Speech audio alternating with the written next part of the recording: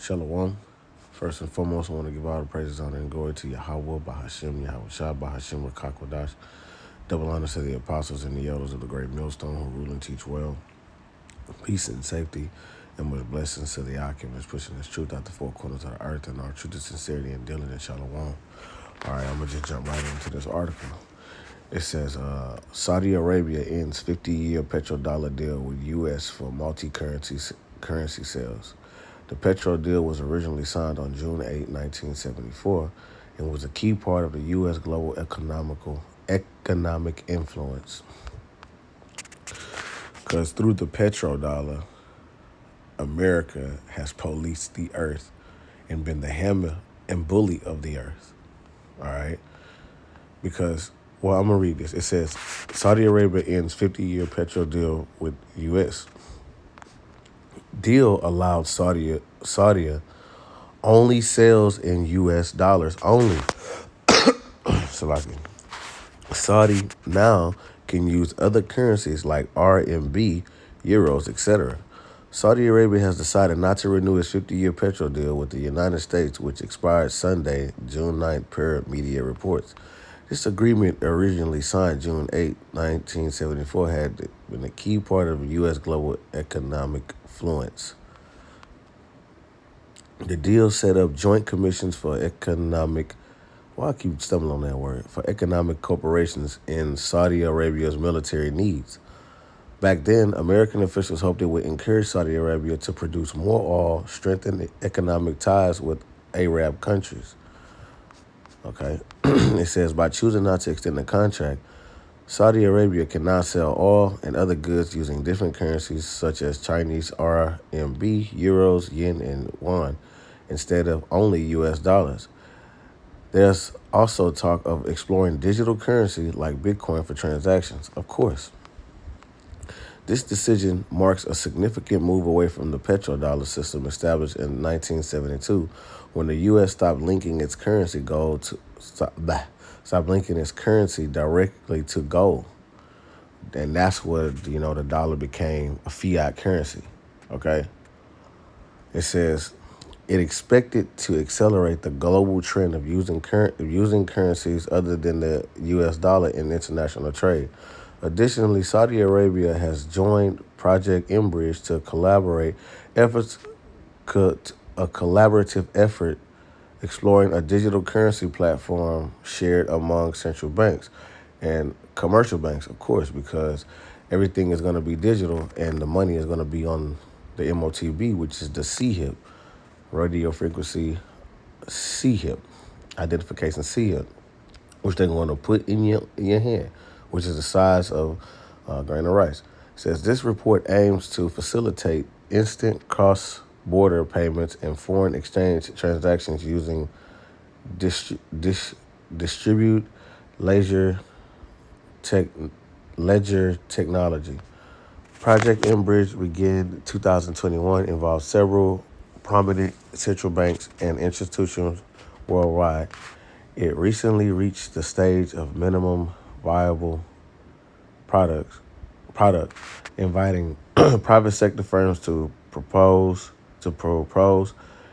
innovations and use cases to further develop the platform. This move by Saudi Arabia makes the beginning of a major shift in the global economic dynamics through its full implication of international trade and finances remain to be seen. So Saudi Arabia cut the deal that allowed them to only sell oil in U.S. dollars. That's major. That's major. That's big because of the simple fact that now they can sell oil in different currencies. You see? So now America, the American dollar is really over with. You see? And America is not that bully of the earth anymore. Because if you wanted to buy oil, you would have to purchase you would have to have American dollars. You would have to have American dollars to buy oil. If they wanted to buy oil in China wanted to buy oil, they got to use American dollars. Okay? Africa, American dollars. Everybody had to use the American dollar. Now they don't. Now they can use their own currency, which weakens the dollar. Okay? Which is going to what? Bring forth an economical collapse, man. Which is going to bring forth the economy is going to crash. All right? The economy crashed because of, inflation. You see? That's what's going to happen. And that's exactly what's going to happen because, matter of fact, let me just get some scriptures real quick. Let's just get that. This is 1 Timothy 6:17. It says, charge them that are rich in this world, that they be not high-minded, nor trust in uncertain riches, but in the living power, who giveth us richly all things to enjoy. So in this society, people work, they make good for themselves, but that's gonna come to an abrupt halt, man. All right? You making it, you making it, you doing well for yourself in this society. All right, listen, that's gonna come to an end because hyperinflation is finna be on your ass. Because what's gonna happen is that, all right, you got other countries that they've been buying oil in the American dollars for so long, right? So they still have these dollars, and they still gonna purchase oil in these dollars. But once they done, using that up, all that money gonna come back to America. So all that currency gonna be in circulation, which is going to create hyperinflation. It's gonna be a flood of the U.S. dollar coming back to the U.S., right? Which is going to create hyperinflation. So that's why, see, the dollar isn't valuable. So therefore, like, say you want a a regular pack of ground meat, $40, milk $25, because the dollar is so weak, you have to use more of it. Okay. So the more money you have in this economy, the more money that's in circulation, the weaker it is. And so everybody is getting away from the US dollar because, hey, I've been policing you with the US dollar all these years. So if you do something I don't like, I'm gonna put sanctions on you. So therefore, hey, you got to do what I say because you got to use my dollar. That's not happening like that no more. So it says what? Charge them. Matter of fact, I'm going to read it in the NLT. It says, teach those who are rich in this world not to be proud and not to trust in their money, which is so unreliable. All right, because the reason why is not to trust in the money, because the money is going to fail. All right. The dollar is not worth anything. And people in this society, you're taught that money is power. Right? Even though money is a defense, it is. But this is uncertain riches. It's a fiat currency. All right? And so the fact that they're not trading, they're not doing, they did not renew the deal with the American dollar, renewing the deal with the petrodollar. Like I said, it's going to create hyperinflation, which is written in Revelations, the 6th chapter. Revelation 6 and this is Revelation 6:6. It says, and I heard a voice in the midst of the four beasts and say, a measure of wheat for a penny and a measure of barley for a penny, but see thou hurt not the oil and the wine. So it says a measure of wheat for a penny. Right, so a penny in those days, in the time of the Romans, that was a day's worth work, man. So it says a measure of wheat for a penny, which goes back to what denarius, which contains what 10 asses. Now look, check this out. When you read, it says the Roman silver coin in the New Testament time, it took its name from being equal to 10 asses, a number after 217 BC, increased to 16, about 3.8 0.98 grams or 0.1375 ounces. It was the principal silver coin for the Roman Empire. From the parable of the laborers of a vineyard, it would seem that the denarius was then the ordinary pay for a day's wages. Okay? For a day's wages. So, like, if you make $300 a day, $300 a day was only going to get you, and let's say in this day and time, only going to get you what? Let's just say a pack of meat, bro. A pack of meat.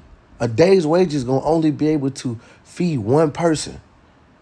It says a measure of wheat for a penny and 3 measures of barley for a penny. That is hyperinflation. Okay? And this is where we at, man. This is exactly where we at. I'm going to read it again. It says, and I heard the voice in the midst of the 4 beasts say, a measure of wheat for a penny and 3 measures of barley for a penny. So, to get you some sandwich, little sandwich meat, little bread, or whatever, it's gonna cost a day's wage. Get you a little cereal milk, it's gonna cost you a day's wage, more than a day's wage. Why? Because it's gonna be hyperinflation. Because all that money that's been in circulation in the earth from the petrodollar, it's gonna come flooding back in America, and then everybody's gonna be on the same playing field. It ain't gonna be no OnlyFans. It ain't gonna be no the middle class, rich and poor. Everybody gonna be on the same playing field, man. Everybody gonna be on the same playing field. You regular civilians gonna be on the same playing field, but the men of the Lord are gonna be taken care of. Okay. Scripture says, my servant shall eat, but ye shall be hungry. My servant shall drink, but ye shall be thirsty. All right, so when hyperinflation come into play, it's gonna it's gonna take you people by surprise, man. All right, but this is the day of the Lord, man. The scripture says, riches shall not profit in the day of the Lord. All right, because it ain't gonna be nothing you can do. So therefore, what?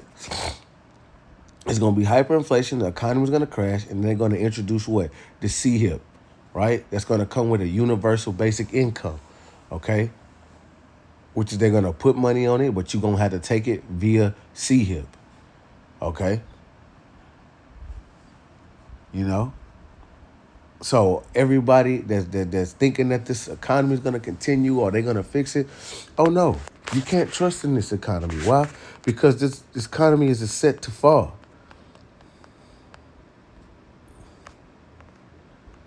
This is Job 15 and 31. Let me see. Oh, man. This is Job 15 and 31 in the NLT. It says, right here, it says, let them no longer fool themselves by trusting in empty riches, for emptiness will be their only reward. So you trust in this economy thinking that it's going to continue to flourish. Hey, it ain't nothing that they can do to keep this economy going, man. This petrodollar it has come to an end. We would have healed Babylon, but Babylon is not healed. Okay? See? To what? To keep it, and this was all set up. They all said, this has been in the works, man. It ain't like, this was all set up. Let's say 51 and 9. This is Jeremiah 51 and 8. It says, Babylon is suddenly fallen. Babylon, which is America the Great. Babylon is America, okay? America is known as Babylon the Great in the scriptures. Babylon is suddenly fallen and destroyed. Howl for her, take balm for her pain, so she may be healed. We would have healed Babylon, but she is not healed. Forsake her and let us go, everyone into his own country, for her judgment reach unto the heavens and is lifted up even to the sky. So they would have healed Babylon with these different, trying to put past these different deals and, make all these calls and pull these strings. But nah, like, hey, she's done. And so you're going to have all these different people going back, all these different, people going back to their countries because they come over here because America has this illusion of the land of the free, and you could be whatever you want to be and make all types of money, which you can, right? You can, but not so much now. You know, this is what's happening now is that America is finna have to deal with the receipt of the bullshit they put off in the planet Earth, man. America's gonna have to deal with the consequences. You see, and you people too, because this is the judgment of the Lord, man. This is the judgment of the Lord on Babylon the Great. So this economy crashing is the judgment of the Lord, man. Okay? The Lord is just using this devil to do it. So them not renewing the petrodollar deal, that's all been set up, man. That's all been set up to usher in the MOTB, man. All right, so it's gonna create hyperinflation here in America, and this place is gonna crash, man. It's gonna what the scripture says. I believe that's Zephaniah. Zephaniah 1.